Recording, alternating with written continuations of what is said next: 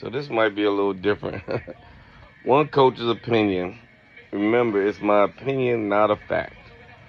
Now, and this is taking place because I'm sitting in the house. I'm watching a little boxing. I'm actually watching Ben Whitaker, and I'm watching his boxing skills. Anybody knows me, I mean, they know I like the movement. I like what he does, but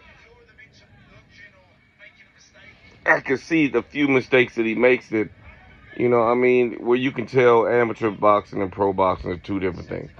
First of all, you have to say, before you say, well, why you hating on Ben Whitaker, you know what I'm saying? He hasn't been given a chance. Okay, well, think about it like this. He fights 175. Top guys at 175. Now, Benavidez, Bivol, Turbiev. You got to ask yourself, do you think he can do anything in the ring against any of these guys? Now, to me, I think maybe him and Caleb Plant would make a interesting fight, but I think Caleb Plant would destroy him, to be honest. And Caleb Plant is a force at 168. You know what I'm saying? He wouldn't be considered the top 168. You're looking at Canelo or once again Benavidez, where he decides to finally lay his head. But can Ben Whitaker compete at 175 with them? I would say no. But here's the thing. It really wasn't about it necessarily about whether how good he does and how good his career does. I was really looking at the movement and the flaws that he has when he keeps his left hand down and he's boxing good. Here's the thing that's going to probably destroy Ben Whitaker, and it destroys a lot of boxers all around because guys normally fight easy fights and they progress to fight harder fights like when you're building a fighter. Guys that box, it looks easier. They make it look easy. So when you make it a fight look easy, even though you're doing your best to make it look easy, people think you could have did more because it looks so easy. And that's what messes up a lot of boxers. They don't realize the skill it takes, the endurance it takes to make a fighter like that look the way they made him look. I made it look easy, but he's not an easy win. That's why when that same guy goes to fight somebody that stands in front of him and trades with him, you start giving that boxer more respect. The thing is, when a boxer, let's say this, you get a kid that boxes real good, right? He could put on a master clinic boxing. When he walks out of that ring, everybody in the crowd wants to give him advice on what he could have done different. Although he destroyed a guy didn't get any rounds in, he beat every last round. Everybody is going to have something to say about what he could have done different. That's what Shakur Stevenson is going through right now. He made his fights look so easy with these guys that everybody said, well, this is going to be his real test. This is going to be his real test. He made it look so easy that people start saying, oh, he's born. He's born. No, you have to wait until you put him in there with somebody that you can't believe that he's making it look so easy. Or you can't believe he's doing what he's doing against a guy like that. That's when you really appreciate boxers. But back to what I was saying, Shakur would get a bunch of advice. Right now, he's getting a bunch of advice on what he could do to improve his boxing. But you take a fighter like Deontay Wilder, you take a knockout artist, you take people to get knocked out. When he leaves the ring, there's no advice. Nobody says, oh, you could have knocked him out sooner if you would have done this. He gets limited advice. People just shut up. When he walks out the ring, they just shut up. Therefore, he keeps doing what he's doing and keeps working at what he's doing and practices what he's doing. And he just does what he's doing until he finds like the right boxer that shows him he needs a little more than that. If he finds him. Deontay Wilder, look at all the mistakes he was always making in boxing, but because he could knock people out, nobody bothered to correct it until he ran into somebody who knew how to exploit those mistakes. Now everybody in the world is talking about how bad he was and all that. Nobody said that when he was 40-0 with 39 knockouts. He wasn't getting any advice on his boxing game. Nobody would give him no advice. Mike Tyson came in the boxing game as a scientist, and when his cornerman left and he went on his own and changed, he just became a knockout artist. But he himself was actually a boxing technician and historian. He knew the game very well.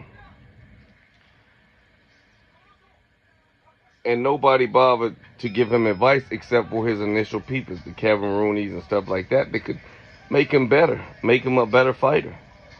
But when he started getting, people that wasn't saying that, man, we just know you're just gonna knock people out.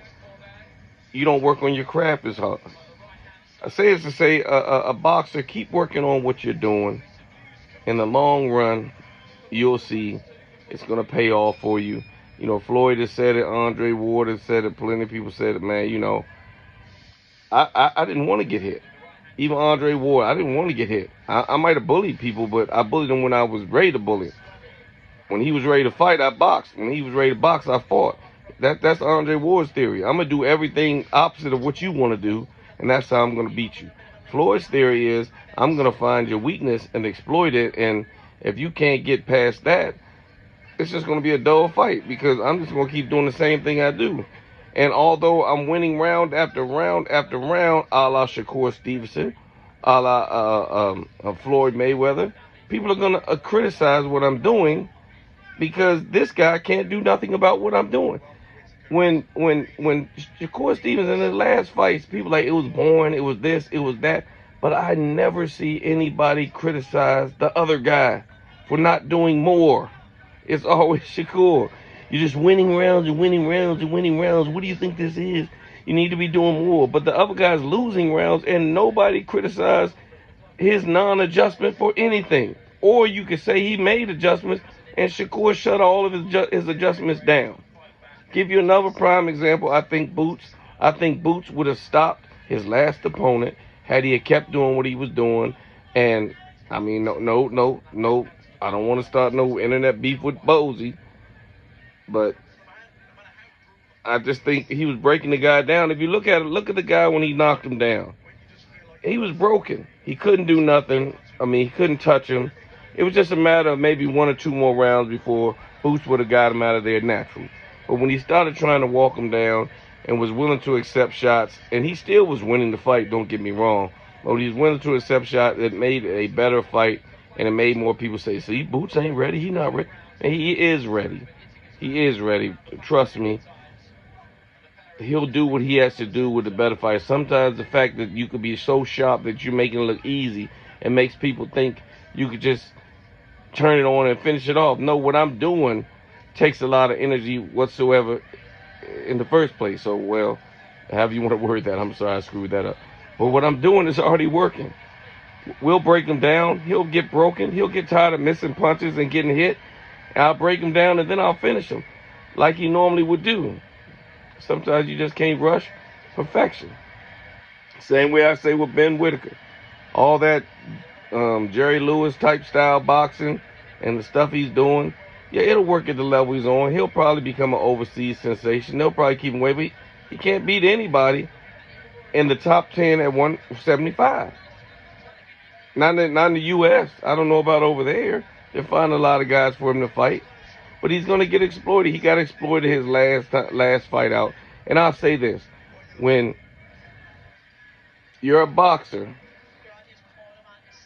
and whatever his jab was taken from, let's say this, his jab was taken from him because he normally fights with a lot of jabs and stuff like that. So this time, his last fight, if you think about it, Slim did a lot of lead rights. So when you throw a lot of lead right hands, you make a guy like that have to decide whether or not I want to be on defense or offense with my left hand. When you find a guy that jabs a lot and works a lot off his jab hand, and you make him start putting it on even 50% defense, you're going to change his fight game because he can't do what he wants with his jab anymore. And that's what happened to him. He couldn't do what he wanted. He had to hold his hand up. Then he started trying to fight on the inside, and that's a no-no for a boxer.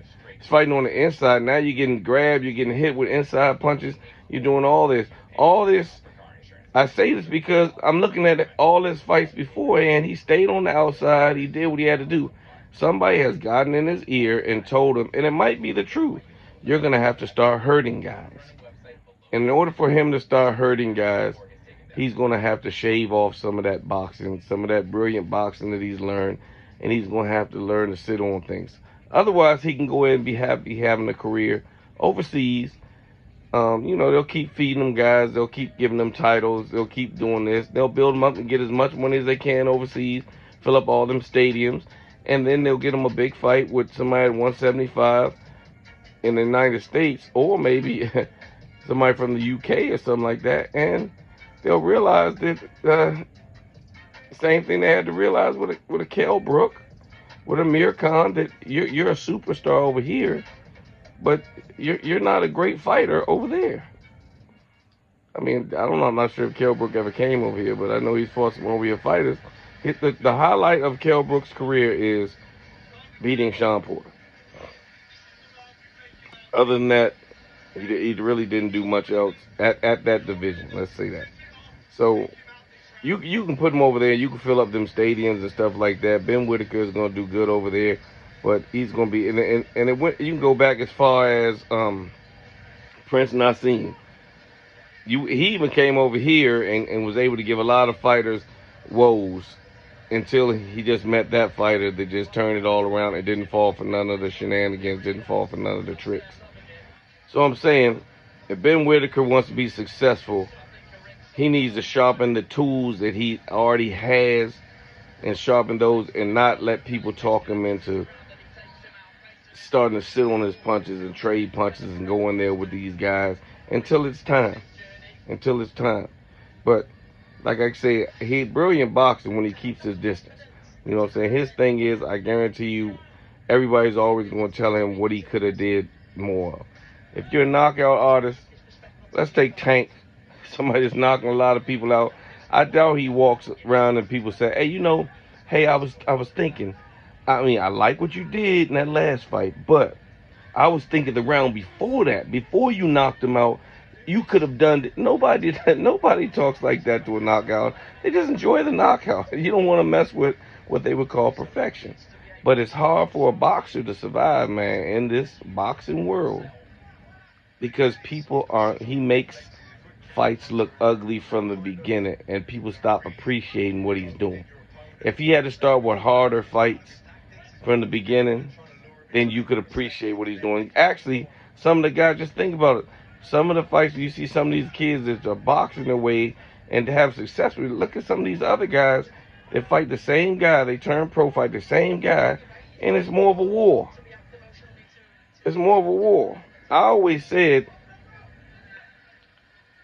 when you have a lot of talent and you go in there with a guy that's not as talented as you, there's two choices. You're either going to dummy down to his level, or you're going to expose him for not being able to be in the ring with you, or shouldn't be in the ring with you in the first place.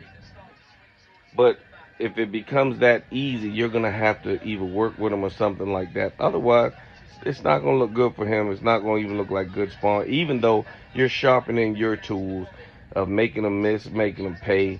A lot of people just want to see bloody noses and stuff like that. And they're going to give 1,000, man, you could have did this, you could have did this, you could have did this. Yeah, but I guarantee you boxers keep boxing, because when you get in that big major fight, we'll see, like with Shakur Stevenson and everything coming up, when you get in that major fight with guys that they've been praising, Now, Shakur Stevenson, the guy he's about to fight, has a hell of a knockout record. Now, when Shakur Stevenson walks through this guy like he's nothing, don't get on Shakur Stevenson and say, hey, man, you could have done way more. You could have done way more. What he did was way more than everybody else did when they fought him, because he beat him. He's about to fight an undefeated guy with a bunch of knockouts. Watch how he tortures him. He might even stop him, because knockout guys don't stop trying. They just keep going regardless. So he might even stop him. Then we might start respecting the boxing community a little bit more. But boxers, keep sharpening your boxing tools. Stop letting people talk you out of boxing. One coach's opinion Tell me what you think.